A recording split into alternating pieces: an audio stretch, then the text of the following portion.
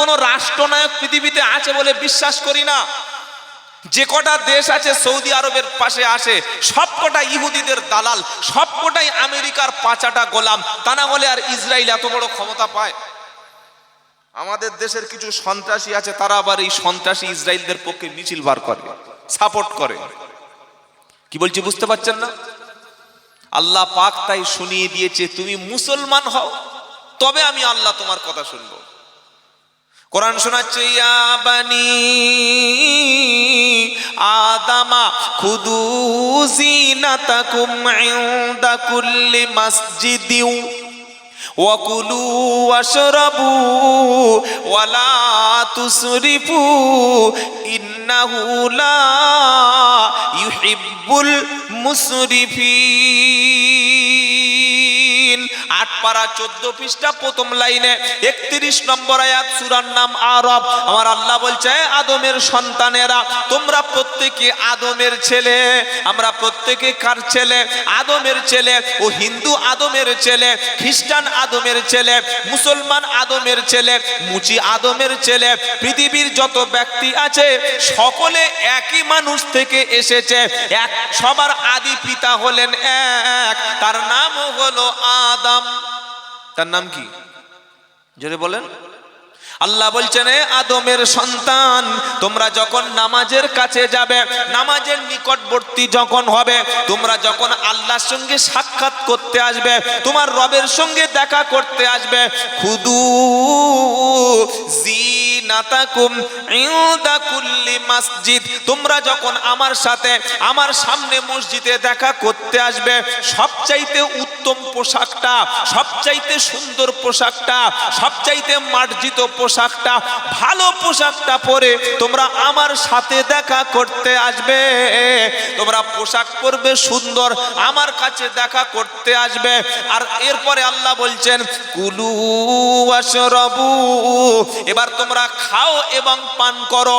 আমি আল্লাহ জমিনে তোমাদের জন্য হালাল খাবার করেছি বেশি, হারাম করেছি কম। হারামের সংখ্যা কম আর হালালের সংখ্যাটা বেশি। কি কি হারাম? ইন্নামা হাররামা আলাইকুমুল মাইতাতা ওয়াদ-দামা ওয়া লাহমাল খিনজিরি ওয়া মা উহিল্লা বিহি লিগাইরিল্লাহ। দ্বিতীয় পারা 5 পৃষ্ঠা প্রথম লাইনের 173 নম্বর আয়াতে, সূরা বাকারার ওই আয়াতের শুরুতে আমার আল্লাহ বলছেন, নিশ্চয়ই আমি তোমাদের জন্য হারাম করেছি মৃত বস্তু। 2 নম্বর হলো রক্ত, তৃতীয় হলো শূকরের মাংস, 4 নম্বর হলো আল্লাহ ছাড়া অন্য কারণ নামে যেগুলি জবাই করা হয়, যেগুলি মান্নত করা হয়, যেগুলি উৎসর্গ করা হয়, এগুলি সব তোমাদের জন্য হারাম, বাদ বাকি সব হলো হালাল। বাংলাদেশের লোকেরা এখন ঘোড়া খাচ্ছে, শুনেছেন? কি খাচ্ছে? ঘোড়া। ঘোড়া ওখানে বিফ পাওয়াটা খুব কঠিন। 800 টাকা 900 টাকা কেজি, 900 টাকা করে। আমি আসামে দেখেছি প্রায় 700 টাকা করে বিফ কেজি, ত্রিপুরায়ও দেখেছি প্রায় 600-700 টাকা কেজি। বাংলাদেশেও তো আরো বেশি, 800-900 টাকা কেজি। তো বাংলাদেশের কিছু লোক বললো, এক কাজ কর, ঘোড়া খা। ও জায়েজ না জায়েজ, হালাল হারামের প্রশ্নটা আলাদা। এক সময় আল্লাহ নবী সাল্লাল্লাহু আলাইহি ওয়াসাল্লাম বলেছিলেন জায়েজ, খাওয়াই শুরু করবে। কি ভয়ঙ্কর একটা জাতি, ঘোড়া খাওয়া শুরু করেছে। 200 টাকা 250 টাকা কেজি একদম লাল লাল মাংস চালিয়ে দিয়ে যাচ্ছে। কি বলছি বুঝতে পারছেন না? মানে খাবে, মাংস খেতে হবে। আর আমরা যারা বাঙালি, আমাদের মাংসটা খুব পছন্দ। কি বুঝলেন? প্রতিদিন 300 টাকা উপার্জন করে, ও 4 কেজি মাংস কিনে বাড়ি চলে এসছে, সবাই মিলে খাবে। 200 টাকা উপার্জন, এইরকম বড় একটা রুই মাছ, কাতলা মাছ 500 টাকা কিনে চলে এসছে। আয়ের চাইতে ব্যয় বেশি কারা করে? মুসলমান জাতি। আর ছেলের লেখাপড়া শিক্ষার কথা বলুন, মেয়েকে ভালো স্কুলে পড়াতে বলুন, ছেলেটার ভালো কলেজে পড়াতে বলুন, মেয়েটাকে ভালো একটা ইউনিভার্সিটিতে পড়াতে বলুন, পড়াশোনা শিখে মুসলমানদের চাকরি হবে, সঙ্গে সঙ্গে বলে দেবে। যে জাতি পড়াশোনার পিছনে টাকা খরচ করতে চায় না, সন্তানদেরকে ভালো স্কুলে ভর্তি করতে চায় না, ছেলে মেয়েদেরকে ভালো মিশনে ভর্তি করতে চায় না, ছেলে মেয়েদেরকে উচ্চ শিক্ষায় শিক্ষিত করতে চায় না, তো এই জাতি মার খাবে না তো কারা খাবে? কারা খাবে? এক সময় আমাদের অবস্থা খারাপ ছিল, পয়সা ছিল না, টাকা ছিল না, এখন কিছু না কিছু তো পয়সা আমাদের হাতে এসছে। আর ইসলামী শিক্ষার কথা বললে ও ভাষায় বলা যাবে না। যেটা অচল ছেলে, যার বুদ্ধি নাই, জ্ঞান নাই, মেধা নাই, এক্সপেরিয়েন্স নাই, ক্লাসে বারবার ফেল করে, মোটেই হবে না, ওকে ধরে নিয়ে বলছে হুজুর এতিমখানায় দিচ্ছি, আপনি মানুষ করে দিন। তো যার বাপ মানুষ করতে পারেনি, হুজুর তার মানুষ করবে কি? বুঝতে পারছেন না? ভালো ছেলে মাদ্রাসায় কেউ দেয়? যে মালটা অচল মাল, এবার যাবে খারাপ রাস্তায়, মদ মাতালে হবে, নারীবাজ হবে, বললে ধরে নেই এতিমখানায় দিয়ায়। তো একটা পচা আলু যদি গোডাউনে থাকে, পুরো মাল সব পচিয়ে দেয়। কি বুঝলেন? এই হচ্ছে আমাদের শিক্ষার অবস্থা। শিক্ষার পিছনে পয়সা খরচ করতে আমরা চাই না।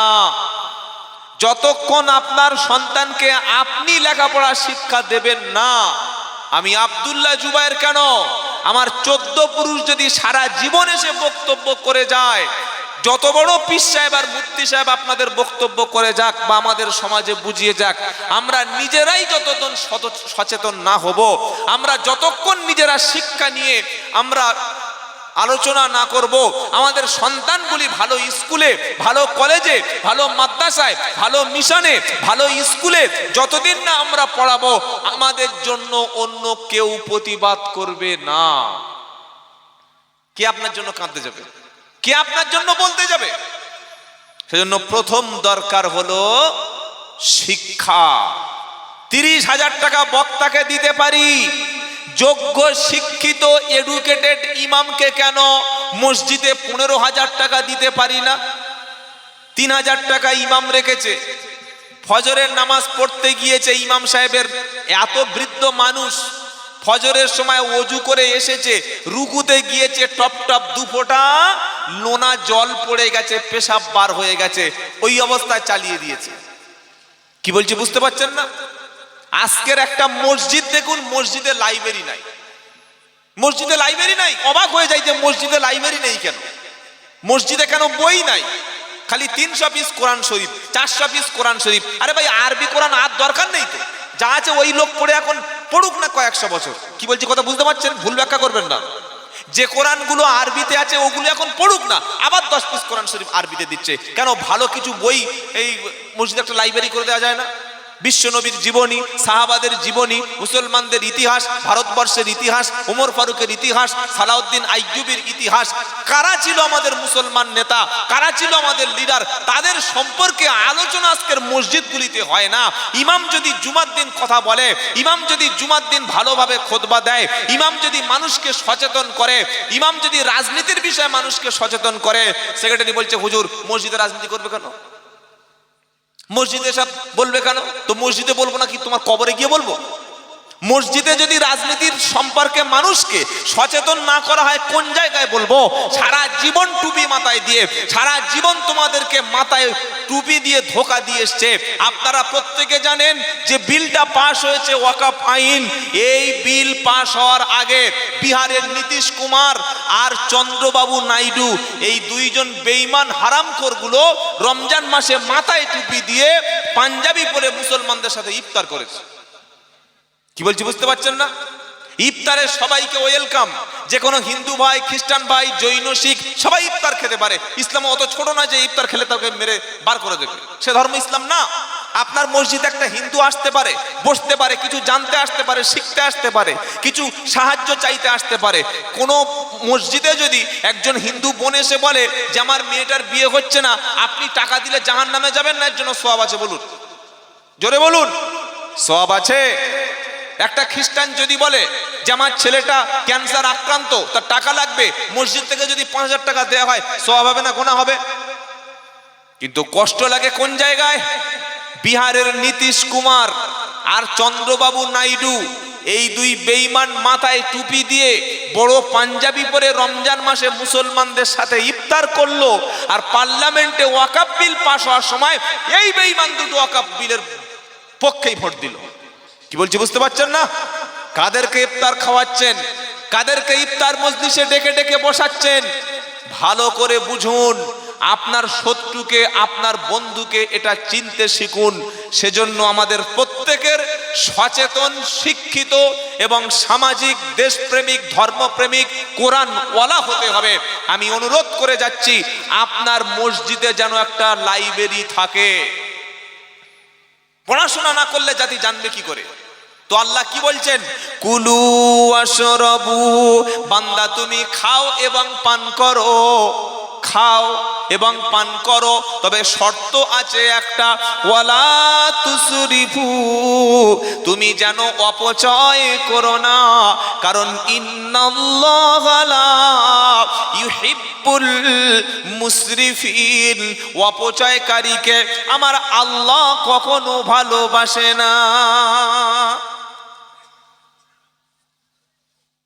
অতিরিক্ত যারা খরচ করে। আবার এই কথাটা সূরা ফুরকানে আল্লাহ বলছেন, কি বলছেন? ওয়াল্লাযীনা ইযা আনফাকু লাম ইসরিফু ওয়া লাম ইয়াকতুরু ওয়া কানা বাইনা দালিকা কওয়ামা। 19 পারা 4 নম্বর পৃষ্ঠার ডান দিকের পৃষ্ঠার ঠিক 4টে লাইন উপরে আমার আল্লাহ পাক শুনিয়ে দিচ্ছে, ওয়াল্লাযীনা ইযা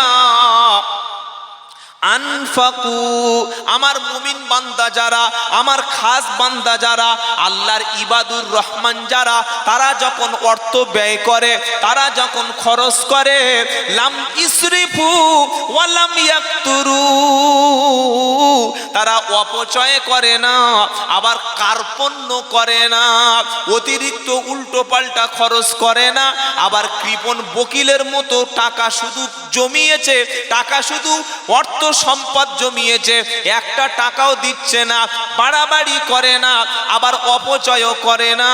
তারা কি করে?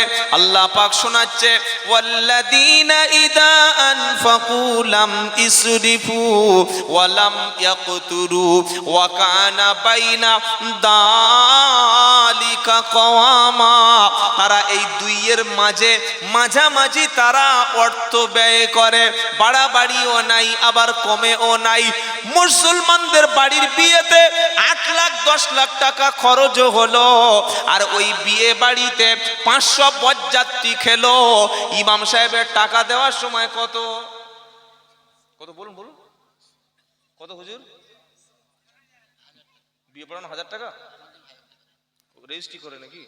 শুধু আচ্ছা 1000 টাকা, তা তো অনেক বেশি দিচ্ছে আপনাদের। 500 লোক খেতে এসেছে বিয়ে বাড়ি, আর এই মেয়েটার বাচ্চা হওয়ার সময় যদি রক্তের প্রয়োজন হয়, ওই বরযাত্রী কেউ রক্ত দেয়? কি বলছি বুঝতে পারছেন না? খেয়েছে 500 জন, বিফ, মাটন, চিকেন, কত আইটেমের খাবার। 8 লাখ টাকা খরচ করেছে মেয়ের বাপ মেয়ের বিয়েতে। আর এই মেয়েটা বিয়ের 2 বছর পরে যখন প্রেগন্যান্সি হলো, পেটে বাচ্চা যখন এলো, যখন সন্তান হতে যাবে, যখন ব্লাডের প্রয়োজন হলো, ওই আত্মীয় স্বজনের কারোর কাছে রক্ত পাওয়া গেল না, কেউ আর রক্ত দিতে রাজি হলো না। তো এতগুলো লোক খাই আমার লাভটা কি হলো? কি লাভ হলো? কি বলছি বুঝতে পারছেন না? বিয়েতে 8 লাখ 10 লাখ টাকা খরচ করছেন, কিন্তু আসল জায়গায় আমরা খরচ করছি না। অথচ ইসলামের বিয়েটা সবচাইতে সহজ বিয়ে। আমি জানি না আপনাদের কেশপুরে মসজিদে বিয়ে হয় কিনা, আর আল্লাহর নবীর সুন্নাত হলো বিয়ে হবে মসজিদে। মসজিদে বিয়ে হয় কোনোদিন শুনেছেন এখানে? মসজিদে বিয়ে হবে? বিয়ের দরকারটা কি? বিয়ে প্যান্ডেলে হবে, বিয়ে প্যান্ডেলে হবে। ইসলাম বলছে মুসলমানরা খরচ করার সময় বাড়াবাড়ি করবে না, আবার কৃপণও হবে না। এই যে ঈদের অনুষ্ঠান হলো, এখনো আমার সঙ্গে চলুন হাওড়া অঙ্কুরহাটি, আপনাকে দেখাচ্ছি, চলুন নিবড়া, চলুন। লক্ষ লক্ষ টাকার প্যান্ডেল, গেট, লাইটিং, মেলা, ফাংশন, ডিজে, অনুষ্ঠান। একদিকে যেমন ফিলিস্তিনি বোম্বিং করা হচ্ছে, লক্ষ লক্ষ মানুষ তারা পানি পাচ্ছে না, খাবার খাচ্ছে না, খাবার পাচ্ছে না, হসপিটাল ধ্বংস, কাফনের কাপড়টুকু জোগাড় করতে পারছে না, কবর খোলার কোনো লোক নাই, গণহারে শহীদ করা হচ্ছে। আর এই হতভাগা জাতি সেই সব কথা ভুলে গিয়ে ঈদের সঙ্গে ডিজে বক্স এনে ফাংশন করে ঈদের সময় ব্রেক ডান্স করে পুরো জাতিকে কাফের বানাচ্ছে। এদের হুঁশ আছে? এদের হুঁশ আছে? লক্ষ লক্ষ টাকা ঈদে খরচ করছে, কিন্তু আল্লাহ অন্য কথা বলছে। আল্লাহ কি বলছেন? ওয়াল্লাযীনা ইযা আনফাকু লাম ইসরিফু ওয়া লাম ইয়াকতুরু ওয়া কানা বাইনা যালিকা কওয়ামা। ঈমানদার তো তারা যখন ব্যয় করে অতিরিক্ত করে না, আবার কৃপণও তারা হয় না। তারা যখন খরচ করে আল্লাহ বলছেন যালিকা কওয়ামা, মধ্যপন্থা অবলম্বন তারা করে। আবার একই কথা সূরা বনী ইসরাঈল আল্লাহ বলছেন, কি বলছেন? ইয়া ইন্নাল মুবাদ্দিরিনা কানু ইখওয়ানাশ শায়াতিন ওয়া কানাশ শাইতানু লিরাব্বিহি কাফুরা। 15 নম্বর পারা 3 নম্বর পৃষ্ঠা 13 নম্বর লাইনের 27 নম্বর আয়াত, সূরার নাম বনী ইসরাঈল। আমার আল্লাহ বলছেন নিশ্চয়ই প্রয়োজন ছাড়া অতিরিক্ত ব্যয় যারা করে, খরচ যারা করে, ওরা হলো শয়তানের ভাই। ওরা কি? শয়তানের ভাই। যতটুকু প্রয়োজন খরচ করুন। কি দরকার আছে মসজিদে 30 লাখ টাকা খরচ করে পাথর বসানো? বলুন কি দরকার আছে? কি দরকারটা আছে? মসজিদে মিনার করেছে 28 লাখ টাকা, আর ওই মসজিদ মহল্লার মধ্যে একটা মেয়ে বিয়ে হবে, একটা গরিব মানুষের মেয়ে বিয়ে হবে, সে যদি বলে মসজিদ কমিটিকে, ভাই একটু গ্রাম থেকে কিছু চাঁদা তুলে আমাদের একটু সাহায্য করুন না, একটু মানুষের কাছে বলুন না, তখন আর কেউ সাহায্যের জন্য এগিয়ে আসে না। আর মিনার করছে 28 লাখ টাকা, মসজিদ করছে 30 লাখ টাকা, মসজিদে এসি বসাচ্ছে লক্ষ লক্ষ টাকা খরচ করে, পাথর বসাচ্ছে লক্ষ লক্ষ টাকা খরচ করে। এই ইসলামের মুসলমানের এই অবস্থাতে কি করে উন্নতি হতে পারে? তাই আমাদেরকে মুসলমান হতে হবে। আমরা ডাকছি কেন আল্লাহ সাড়া দিচ্ছে না? আমাদের ভুলটা প্রথমে স্বীকার করে নিতে হবে যে মুসলমান আল্লাহ চেয়েছিল সেই মুসলমান আমরা না। আল্লাহ আমাদেরকে মুসলমান হতে বলেছিলেন, আমাদেরকে কোরআন পড়তে বলেছিলেন। আজকের আমি যদি হাত তুলতে বলি, আপনাদের অপমান করতে চাই না, আপনাদের প্রত্যেকের পার্সোনাল একটা করে সেলফ রেসপেক্ট আছে, কিন্তু কটা মানুষ আজকের কোরআন দেখে পড়তে পারে? এই জাতি, যে জাতির জন্য কোরআন পড়া ফরজ ছিল, যে জাতির জন্য কোরআন শিক্ষা ফরজ ছিল, আল্লাহর কসম করে বলছি আজকের ঘরে যে কোরআন আছে, এই কোরআন হয় কিয়ামতের দিন আপনার পক্ষে সাক্ষী দেবে, অথবা এই কোরআন কিয়ামতের দিন বিপক্ষে সাক্ষী দেবে। যদি কোরআনের সাথে সম্পর্কটা তৈরি হয়, যদি রিলেশনটা কোরআনের সঙ্গে হয়, যদি কোরআনের সঙ্গে আমাদের সম্পর্কটা থাকে, ইনশাআল্লাহ কোরআন সেদিন পক্ষে কথা বলবে। জোরে বলুন সুবহানাল্লাহ। কেউ পক্ষে থাকবে না, কেউ আগিয়ে আসবে না, কেউ বাঁচাতে কিয়ামতের দিন আসবে। ইয়াউমা ইয়াকুমুর রূহু ওয়াল মালাইকাতু সাফফা লা ইয়াতাকাল্লামুনা ইল্লা মান আদিনা লাহুর রহমানু ওয়া ক্বালা সাওয়াবা যালিকাল ইয়াউমুল হক ফামান শাআ আত্তাখাযা ইলা রাব্বিহি মাআবা ইন্না আনদারনাকুম আযাবান করিবা ইয়াউমা ইয়ানদুরুল মার'উ মা কদ্দামাত ইয়াদাহু ওয়া ইয়াকুলুল কাফিরু ইয়া লাইতানি কুনতু তুরাবা।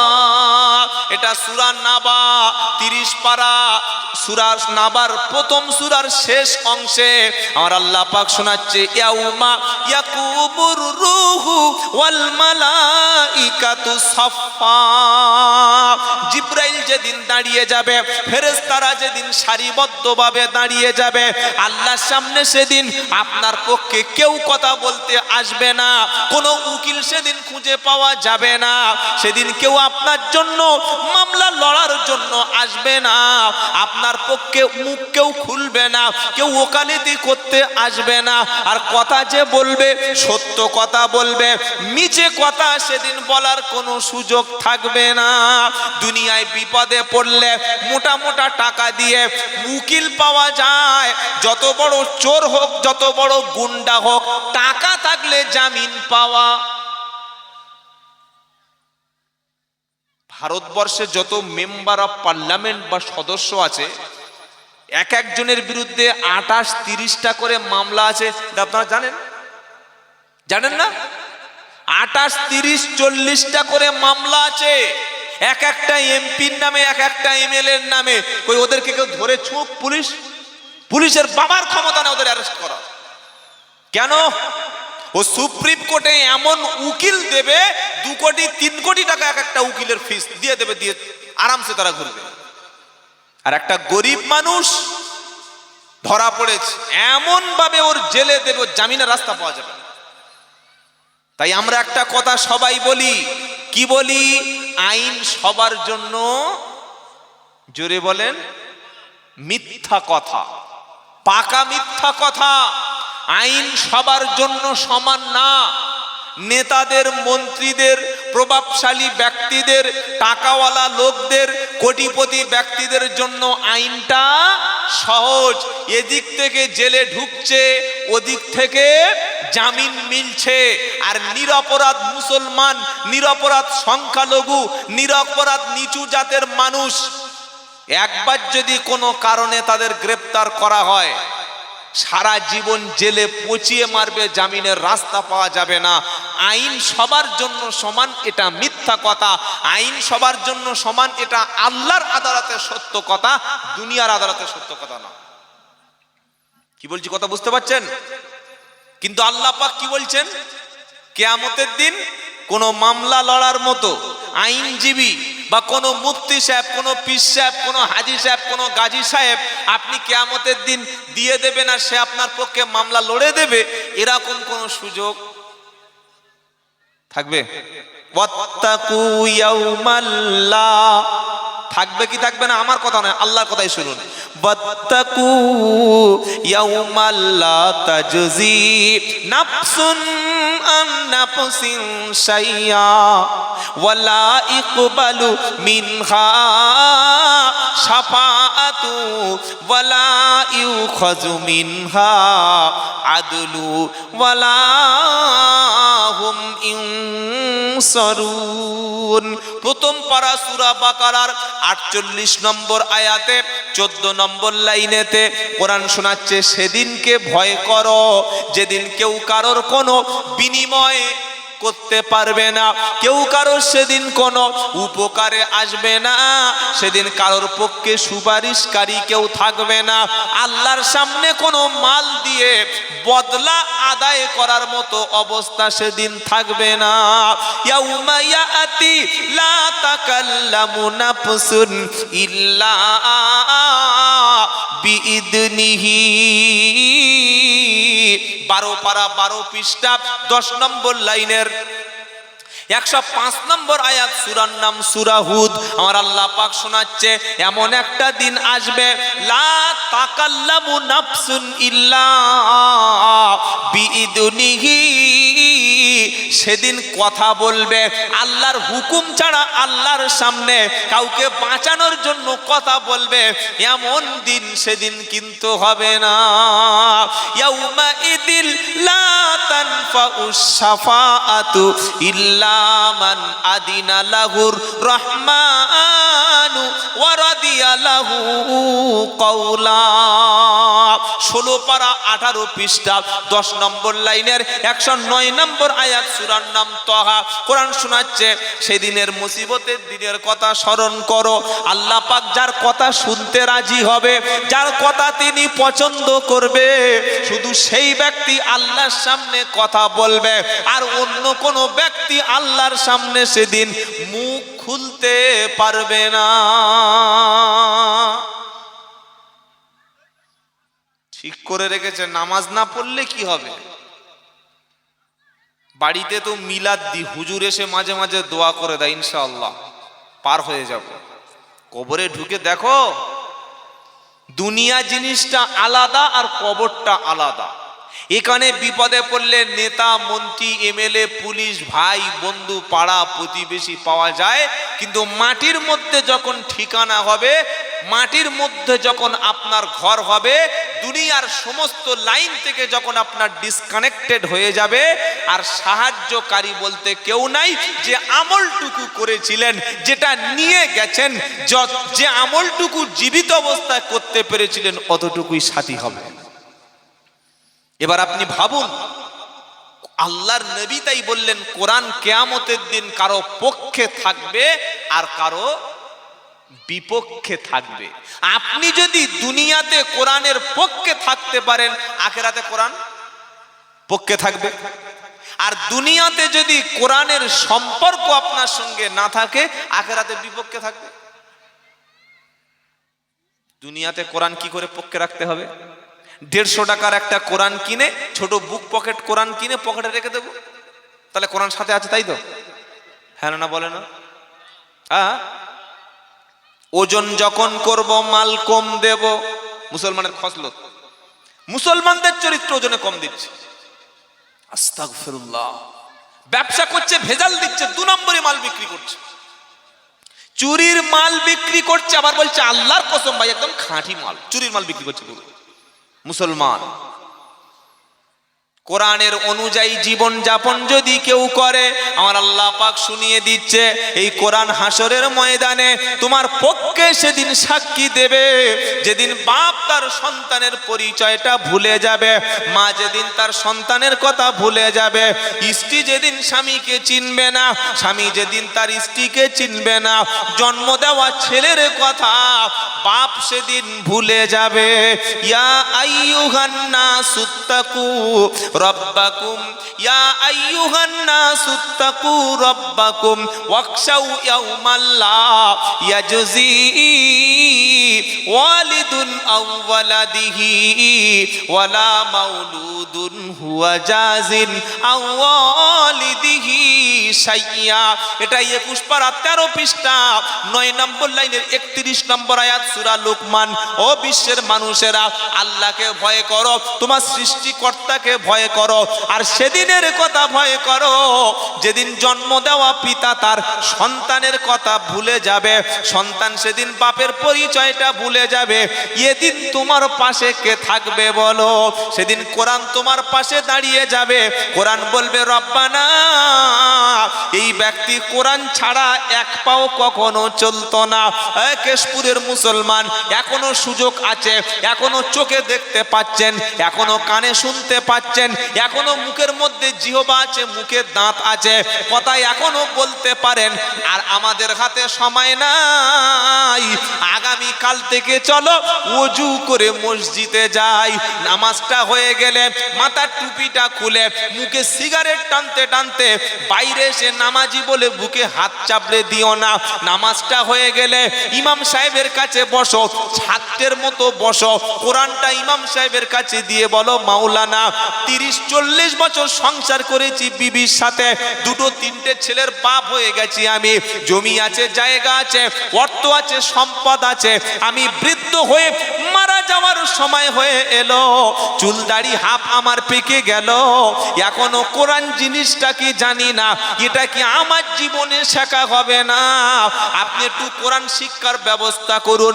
ইমাম সাহেবের কাছে বসে মসজিদে আমার আল্লাহর বান্দা যখন কোরআন পড়তে শুরু করবে, আমার আল্লাহ বলল কোরআন পড়া আমি আল্লাহ সহজ করে দিয়েছি।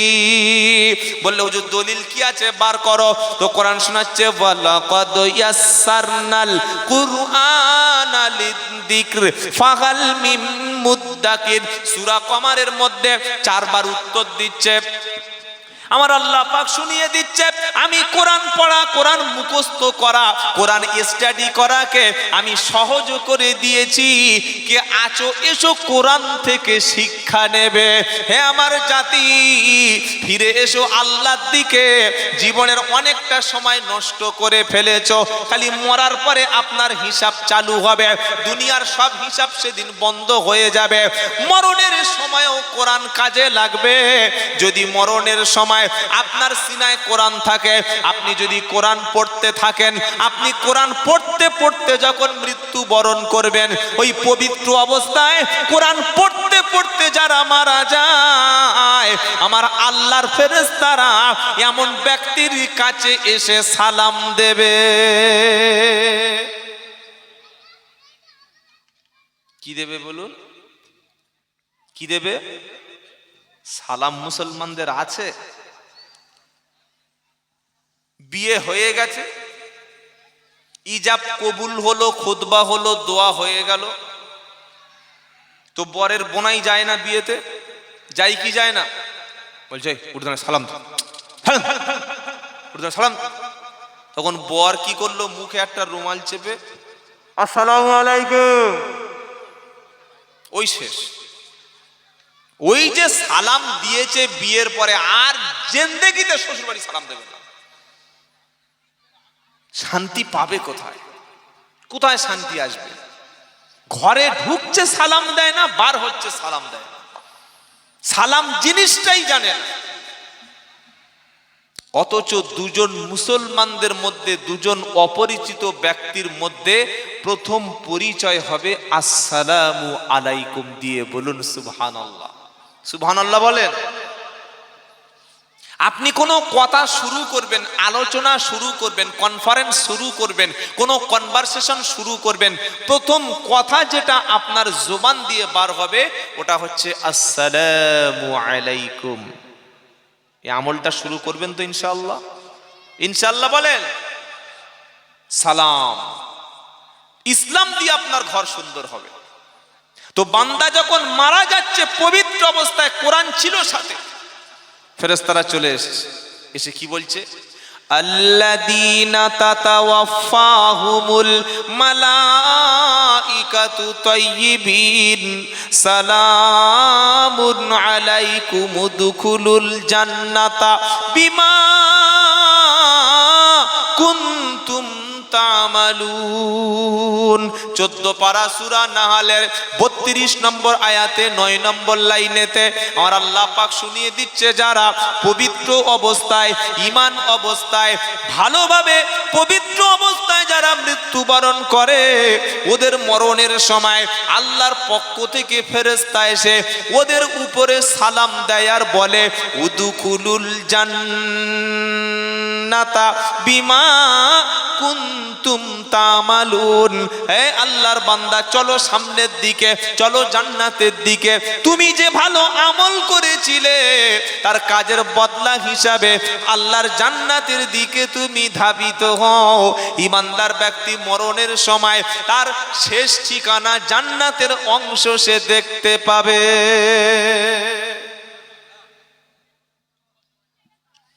বুড়ো হয়ে গেছে, চুল দাড়ি পেকে গেছে, এখনো গাঁজা টানছে, এখনো মাল খাচ্ছে, এখনো হাঁটুর উপরে কাপড় পড়ছে, মরণের সময় কি করে আপনি বিশ্বাস করতে পারেন ফেরেশতারা আসবে? নাতিপুতি হয়ে গেছে, দাদু হয়ে গেছে, এখনো হাঁটুর নিচে কাপড় নামেনি, গোসল করছে, এখনো লুঙ্গিটা গুড়িয়ে পিছনে ভরে নিয়ে আর ঠ্যাং দুটো বার করে দিয়েছে। এ মুসলমান আছে না? আছে না? নাই। 55-56 বয়স হয়ে গেছে, 60 বছর বয়স হয়ে গেছে, রমজান মাসে ইতিকাফে থাকা দরকার, ও সেই চার দোকানে বসে পাকামি করছে রমজান মাসে। কালকের ঈদ, আজকের দাড়ির ক্লিন শেভ করছে। ইয়ং ছেলেদের কথা ছেড়েই দিলাম, 60 বছর বয়স, চুল দাড়ি গোঁফ ভ্রু একটা পশম বাকি নাই যে পাকতে বাকি আছে। এর পরেও কি করছে জানেন? কি করছে বলবো? চুল দাড়িতে কলপ করছে, সুপার ভ্যাসমল। এই যে কালো কলপ যেটা আছে, এই কালো কলপ যারা করে, আল্লাহ নবী সাল্লাল্লাহু আলাইহি সাল্লাম বলেছেন জান্নাতে যাওয়া দূরের কথা, জান্নাতের সুঘ্রাণ বা খুশবু বা পারফিউম বা সেন্ট পাবে না। কেন? কলপ করার অর্থ হলো মানুষকে, সমাজকে, সোসাইটিকে ধোঁকা দেওয়া। ও যে 60 বছরের লোক, ও যে 50 বছরের মাল ওর পরিচয় দিচ্ছে না। জামাই শ্বশুর বাড়ি গেছে, 60 বছরের জামাই বুড়ো হয়ে গেছে, দাড়ি গোঁফ সেভ করে গোঁফটা রেখে মাথার চুল আর গোঁফ কালো করে ঢুকেছে। শ্বশুর মনে করছে আমার চাইতে আরো 30 বছরের ছোট। কি বলছি বুঝতে পারছেন না? এত কুসকুসে কালো। প্রচুর মুসলমান আছে, দাড়ি কালো, গোঁফ কালো। কাছে গিয়ে দেখি ভিতরটা সাদা আর বাইরে কালো। মালটা সাদা কালো হলো কিভাবে? কি করেছে? কালো করেছে। আর কত ধোঁকা দেবে বলো? আর কত মানুষকে ধোঁকা দেবে তুমি একবার বলো? তাই আল্লাহ পাক শোনাচ্ছে, কোরআন তোমার সাক্ষী হবে, হয় পক্ষে অথবা, জোরে বলুন, বিপক্ষে। আপনারা পক্ষে চান না বিপক্ষে চান? পক্ষে চান? পক্ষে যদি কোরআন থাকতে চায়, কোরআন তেলাওয়াত করুন, কোরআন বুঝুন, কোরআন পড়ুন, আর পড়ে পড়ে একটু সামনের দিকে আমল করুন, তবেই জীবনে নাজাত পাবে। যারা পড়েছিল, যারা বুঝেছিল, তারাই মুক্তি পেয়ে গেছে। আল্লাহর কসম, আমি আব্দুল্লাহ জুবাইর বলছি, কোরআন শুধুমাত্র তাবিজ লেখার জন্য আসে নাই। কোরআন শুধু ঝাড়ফুঁকের কিতাব না। কোরআন শুধু মিলাদ মাহফিলে ওয়াজ করে হুজুরের পকেট ভারী করে যাওয়ার কিতাব না। মা মারা গেছে, দাদা মারা গেছে, দাদি নানি মারা গেছে, 1 খতম 2 খতম পড়ে তাড়াতাড়ি মাটি চাপা দিয়ে 40 দিন মিলাদ করে কোরআন পড়ে দিয়ে বাপের কবরে বক্সে দেব, শুধুমাত্র এই কারণে কোরআন আসে নাই। তো এসেছে কেন? কোরআন শোনাচ্ছে আলিফ লাম রা কিতাবুন আনজালনাহু ইলাইকা লিতুখরিজান নাসা মিনাজ-যুলুমাতি ইলান-নূর। 13 পারা সূরা ইব্রাহিমের প্রথম আয়াতে আল্লাহ পাক শোনাচ্ছে আলিফ লাম রা কিতাবুন আনজালনাহু ইলাইকা। ও আমার প্রিয় নবী, এই জন্য করে আমি আল্লাহ কিতাব নাজিল করলাম, যাতে করে অন্ধকার থেকে, শিরিক থেকে, বিদাত থেকে, কুসংস্কার থেকে, খারাপ রাস্তা থেকে মানুষগুলো আলোর দিকে ফিরে আসে, জ্ঞানের দিকে ফিরে আসে। আলো হলো ইসলাম, আলো হলো নূর। আলো যখন জ্বলে যায়, অন্ধকার তখন চলে যায়। আলো যখন জ্বলে যায়, অন্ধকার তখন পালিয়ে যায়। লাইট যখন জ্বলে যায়, অন্ধটা ভুলটা তখন পরিষ্কার ফুটে ওঠে। আজ মুসলমানের বাড়িতে কোরআন আছে, কিন্তু পড়ার লোক নাই। 1 খতম পড়বে, মরে গেলে আর 27 রাতে, এজন্য কোরআন আসেনি। আল্লাহ বলছে এটা পড়ো, বোঝো, আর তুমি আমল করো। তোমাকে স্টাডি করতে বলা হয়েছে, পড়তে বলা হয়েছে। কোরআনের প্রথম শব্দ ছিল এটা, ইকরা বিসমি রাব্বিকাল্লাযী খলাক খলাকাল ইনসানা মিন আলাক ইকরা ওয়া রাব্বুকাল আকরাম আল্লাযী আল্লামা বিল কলম আল্লামাল ইনসানা মা লাম ইয়ালাম। কোরআনের প্রথম শব্দ ছিল তুমি পড়ো, কোরআনের প্রথম বাক্য ছিল তুমি জ্ঞান অর্জন করো। আজ কোরআন থেকে শিক্ষা নিতে পারলাম না, কোরআনটাকে শুধুমাত্র ঝাড়ফুঁকের কিতাব করে রেখে দিয়েছি। মরণের পরে 1 খতম পড়তে হবে, এটার জন্য কোরআনটাকে বেছে নিয়েছি। বললে হুজুর কোরআনের মধ্যে কি ভালো কথা আছে? গোটা কোরআনটাই হলো মানুষের জন্য হেদায়াত। বললে দুটো একটা কথা বলো। সর্বপ্রথম কোরআন মানুষদেরকে ভেদাভেদ ভুলে এক হতে বলেছে। জোরে বলুন সুবহানাল্লাহ। ভেদাভেদ জিনিসটা কি জানেন? জানেন না? হ্যাঁ না বলে না। তুমি ভাই তবলিগ জামাত, তুমি আমার বন্ধু না। তুমি ফুরপুরার পীর সাহেবের মুরিদ, তোমার বাড়ি আমি যাব না। তুমি আজান গাছি, তোমার বাড়ি খাবো না। তুমি বেরিলি, তোমার কবর মাটি আমি। যেটা বলো, এবার কোথায় যাবে? এখন তুমি এই যে প্রেক্ষাপট সিচুয়েশন তৈরি হয়েছে, এইবার কোথায় যাবে বলো? এইবার কোথায় যাবে বলো? আল্লাহ তো বলেছিল কোরআন হাসরের ময়দানে তোমার পক্ষে সাক্ষী দেবে। আমি কি কোরআনের পক্ষে কাজ করি? আমি কি কোরআনের পক্ষে সময় দিই? আমি কি কোরআনের জন্য অর্থ খরচ করি? কোরআন বলেছে সবাই তোমরা ইমানদার এক, তোমাদের মধ্যে ভেদাভেদ নাই, তোমাদের মধ্যে সাদা কালো নাই, তোমাদের মধ্যে উঁচু নিচু নাই, তোমাদের মধ্যে বিভেদ নাই, তোমাদের মধ্যে বৈষম্য নাই। আর আমরা ভেদাভেদ করতে করতে এমন জায়গায় পৌঁছে গেছি, এক মুসলমান আর এক মুসলমানকে সালাম দেয় না। কেন? উনি পীর সাহেবের মুরিদ আর আমি অন্য দলের লোক, তাই আমাদের মধ্যে সালাম দেওয়া যাবে না। এমনি এমনি কি ভূত এসে ঘাড়ে চেপেছে মুসলমানদের? কি বুঝলেন? এমনি এমনি ভূত চাপেনি। আল্লাহর নবী সাল্লাল্লাহু আলাইহি সাল্লাম বললেন, ওয়াচিরে এমন একটা দিন আসবে, হাদিসটা শুনুন, সব বক্তব্য যদি ভুলে যান অন্তত এই কথাটাই শুধু মাথায় রাখবেন। ওয়াচিরে খুব তাড়াতাড়ি এমন একটা দিন আসবে, যেমন ভাবে দস্তরখানা সাজিয়ে খাবারের প্লেট দেয় আর তারপরে খাবার খাওয়ার জন্য চতুর্দিক থেকে মানুষ দস্তরখানের পাশে গোল হয়ে বসে যায়, ঠিক বিশ্বের সমস্ত ইহুদি